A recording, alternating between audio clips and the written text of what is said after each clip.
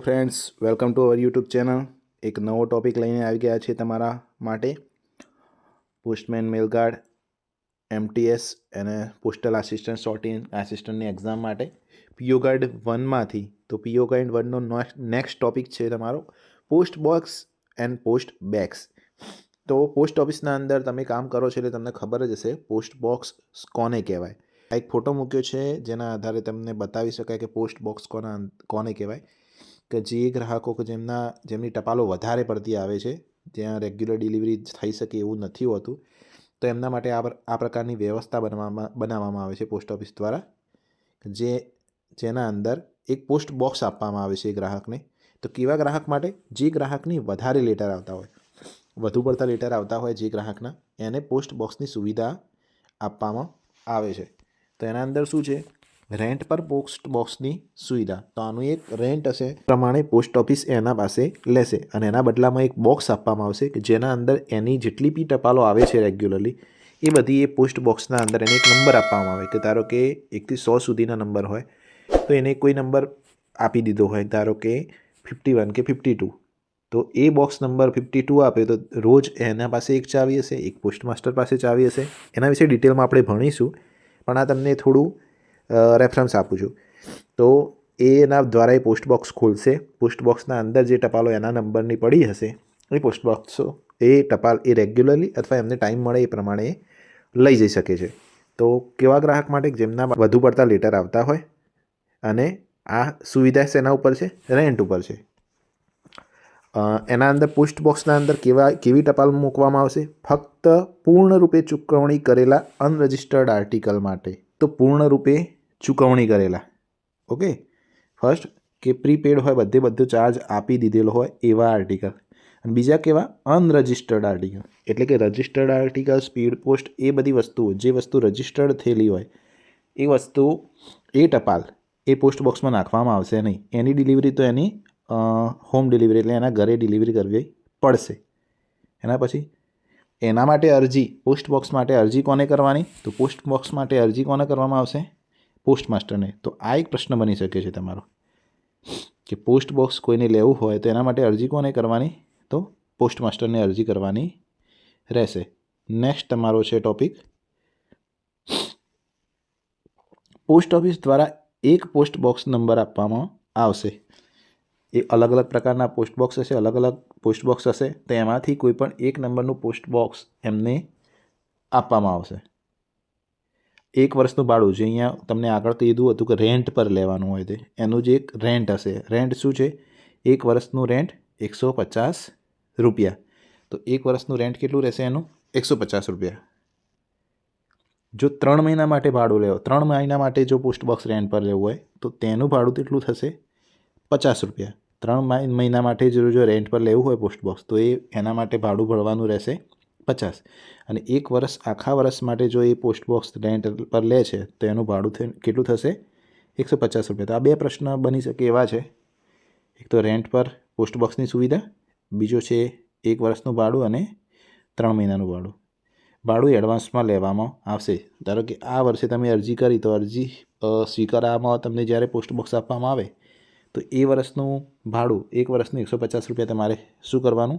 એડવાન્સમાં આપવાનું. તો આ પ્રકારના પોસ્ટ બોક્સ હશે. પછી એના માટે લોક અને ચાવી માટે ડિપોઝિટ જમા કરવાની. એક પોસ્ટ બોક્સના અંદર 2 ચાવી હશે. એક પોસ્ટ માસ્ટર પાસે હશે અને એક બીજી ચાવી એ પાર્ટી પાસે હશે.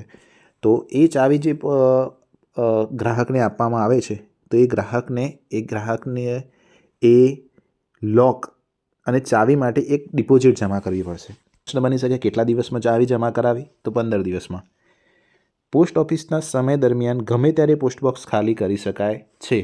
તો જે પોસ્ટ ઓફિસનો ઓપરેશનનો સમય હોય એ સમય દરમિયાન એ વ્યક્તિ ગમે ત્યારે આવીને તે પોસ્ટ બોક્સ ખાલી કરી શકે છે. નેક્સ્ટ, કોઈ પણ નિશ્ચિત વ્યક્તિ જ પોસ્ટ બોક્સ ખાલી કરી શકે છે. જેના નામથી તમે પોસ્ટ બોક્સ લીધું હોય અથવા એ વ્યક્તિ દ્વારા નિર્ધારિત કોઈ એજન્ટ હોય, કોઈ વ્યક્તિ હોય કે આ વ્યક્તિ મારા તરફથી આ ટપાલ લેવા આવશે પોસ્ટ બોક્સમાંથી, તો એ નિશ્ચિત 2 વ્યક્તિ, કોઈ પણ 2 વ્યક્તિ તમારે નિશ્ચિત કરવા પડશે કે આ 2 વ્યક્તિ આવીને પોસ્ટ ઓફિસમાંથી ટપાલ લઈ જશે તો એ 2 વ્યક્તિ જ ટપાલ લઈ જઈ શકે છે. તો બીજો એક પ્રશ્ન બની ગયો, કેટલા વ્યક્તિ? 2 વ્યક્તિને જ પરમિશન છે. ઓકે, તો નેક્સ્ટ છે આર્ટિકલ પર પોસ્ટ બોક્સ નંબર જરૂરી છે. હવે જે આર્ટિકલ આવે છે તો એ નેક્સ્ટ આર્ટિકલ આવશે તો આર્ટિકલમાં તમને જે ટપાલ લખે છે એમને તમારે એ નંબર જણાવવો પડશે કે મારા એડ્રેસ પર પોસ્ટ બોક્સ નંબર મારવો જરૂરી છે. તો જો પોસ્ટ બોક્સ નંબર મારેલો હશે તો એ પોસ્ટ બોક્સના અંદર એ ટપાલ નાખવામાં આવશે. જો એક અઠવાડિયામાં પોસ્ટ બોક્સમાંથી ટપાલ નથી લેવામાં આવતી તો રજિસ્ટર લેટર દ્વારા જાણ કરવામાં આવશે.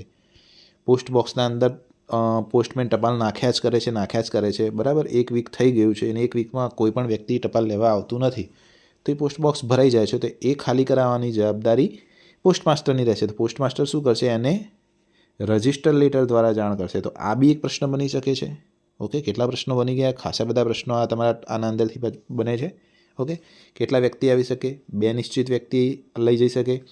રિન્યૂ કરાવવું હોય તો રિન્યૂ 15 દિવસ સુધીમાં રિન્યૂ જો ના કરો તો ચાવી જમા કરાવવાની રહેશે. ઓકે, આર્ટિકલ પર પોસ્ટ બોક્સ નંબર લખેલો હોવો જરૂરી છે.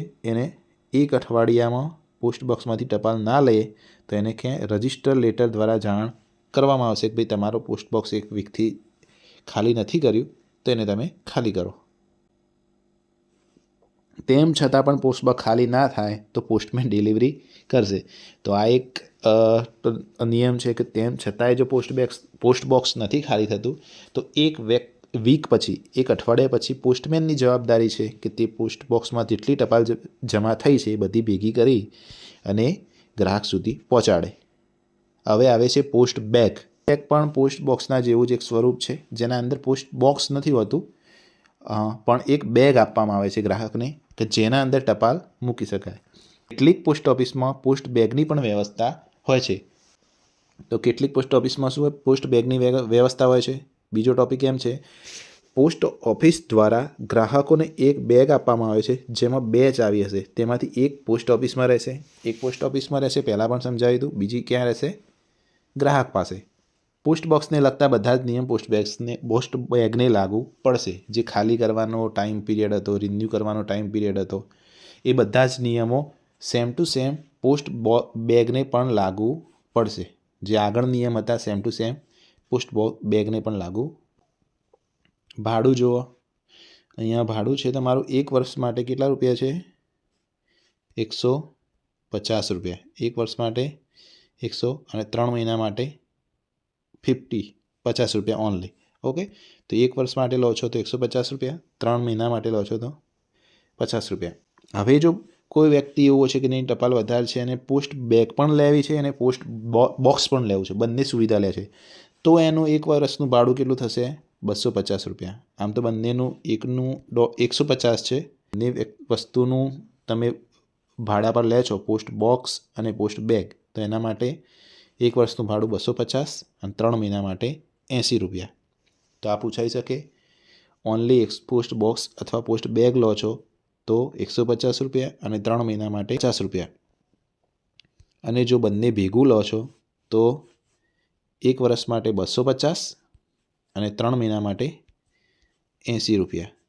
ઓકે, તો આ પ્રશ્ન બી પૂછાઈ શકે. ભાડું મહિનાની 1 તારીખથી ગણવામાં આવશે.